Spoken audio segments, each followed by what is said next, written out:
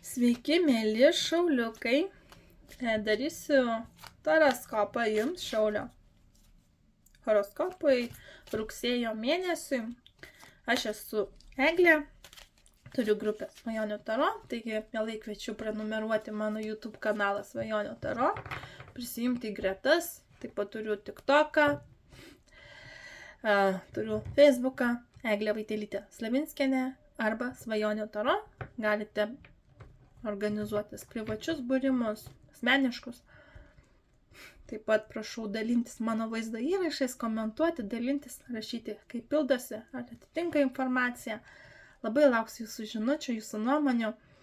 Ir jeigu norėsite plačiau apie mane sužinoti, tai komentarą rasite, kaip su manim susisiekti. Taigi, šauliai, pradedame rugsėjo mėnesį meilės srityje. Iškrito 2 kortos, tiesiog iškrito iš pačios kaladės. Tai šauliams meilėje matosi kovojimas ir užsidarimas. Dvejopė tokie jausmai meilės srityje. Jėgos korta gali rodyti labai stiprią meilę, arba kad teks pakovoti dėl šeimos, pakovoti dėl savęs, pakovoti dėl to, kas dėl jūsų įsitikinimų. 9 lazdų rodo užsidarimą. Nenorėjimą bendrauti, nenorėjimą kalbėti, atjungimą netgi telefoną apskritai, kad arba išvykti kažkur, kur jūsų neras. Meilėje truputėlį slapstotės, nes bijote kažkokios informacijos, negatyvios informacijos. Tai gali būti ir pykčio priepuoliai, ir kažkokios problemas, kurių nenorite spręsti, nes jos pakankamai sudėtingos. Galbūt tenko kovoti ir tiesiog pervargote jau kovoti. Čia eina tokia situacija, kai galbūt jėga naudojama arba meilėje tiesiog atsiskyrėte nuo visų šauliukai. Kada to dėmesio ir labai norite, ir kartu nenorite, ir atsiribojate nuo visų. Ir stengiatės, kad jūs pamatytų, ir stengiatės, kad jūs mylėtų, ir stengiatės dėl visų kovoti, ir įrodyti savo tiesas, bet iš kitos pusės norite ir nuo visų atsiriboti. Tokia pas jūs meilės situacija. Gerai, kaip šauliams seksis rugsėjo mėnesį darbe, darbo situacijoje. Taip, laukia toksai, sakykime, arba kelionė, arba komandiruotė, arba darbo keitimas, kažkoks judėjimas, arba iki darbo labai toli važiuoti. Eina kažkoks judėjimas, kažkokie kardinalūs pokyčiai. Gali būti gyvenamosios vietos keitimas ir, aišku, kitas darbas. Arba nauji žmonės, nauja aplinka, naujas projektas. Kažkoksai, sakykime, eina judėjimas. Matau, kad gali būti ir galbūt atostogų metas, galbūt kažkur keliaujate, tiesiog atsipūsti nuo darbo. Tai va 6 kardų tokia, sakykime, judėjimo korta. Vieni keis darbą, kiti galbūt keliaus, komandiruotė, galbūt kai kurie atostogaus kažkur.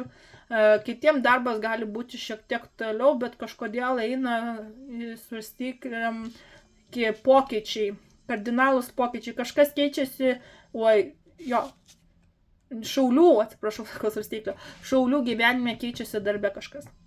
Galbūt kažkokie projektai nauji atsiranda, galbūt keičiasi bendradarbiai kažkokia veikla, galbūt kita, sakykime, pasakykime, kai vaikai pereina iš darželio į mokyklą, tai irgi pokytis, ne? Tai galbūt jūs perkelė iš vienos darbo sferos į kitą darbo sferą, tarkim, pakėlė pareigos ir jums dabar irgi tam tikri pokyčiai irgi eina. Čia taip abstrakčiai, ne, paimkime. Taip, šauliai, kokia bus jūsų sveikata? Sveikata rugsėjo mėnesiui. Tai pasižiūrėsim, kažkodėl norisi maišyti dar. Gera, pasveiksite, jeigu sirgote, labai būsite energingai, aktyvus, norėsis viską daryti, judėti, krykštausitės, norėsite mėgautis kiekvieną minutę, būsit kaip mažas vaikas.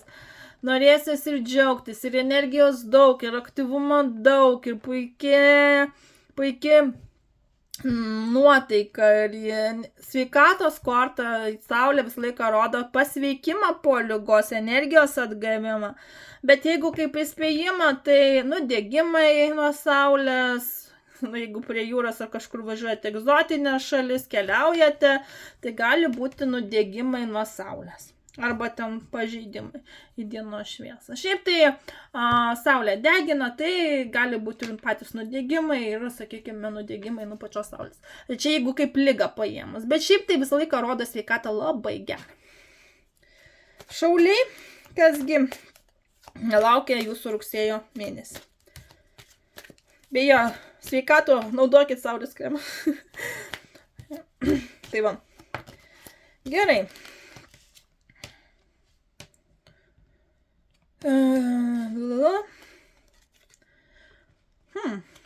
Gerai, rugsėjis nusimato neblogas šauliams. Matau, kad eis kažkokias, sakykime, gausit kažkokias dovanas, gausite galbūt pinigus kažkokius. Daugiau tai asocijuosi su vaikais. Ne, kažkokiam naujienom. Dar galit gauti kažkokią naujieną apie pinigus, laišką apie pinigus, kad galit gauti kažkokią premiją, kad galite gauti kažkokius tais mokesčius, kur galbūt jums sumokės. Taip pat matau, kad remsitės labai į tikėjimą, arba į šeimą, arba į giminę. Gali būti ir santuoka kai kam, vestuvės kelsite. Kai kurie gali susidurti su tam tikrais dalykais, kada reikia atsiremti į tradicijas, ne, kada reikia svarbu, galite jaustis truputėlį suvaržyti šeimoje, nesijausti savimi, gali būti, kad Hipokratas kartais rodo tam tikras tradicijų buvimą, kurie reikia laikytis, ne, tarkim, aš noriu vaiti vakarėlį, aš turiu pinigėlių, aš kažkur gavau pinigėlių, bet mama arba tėtis sako, negalima.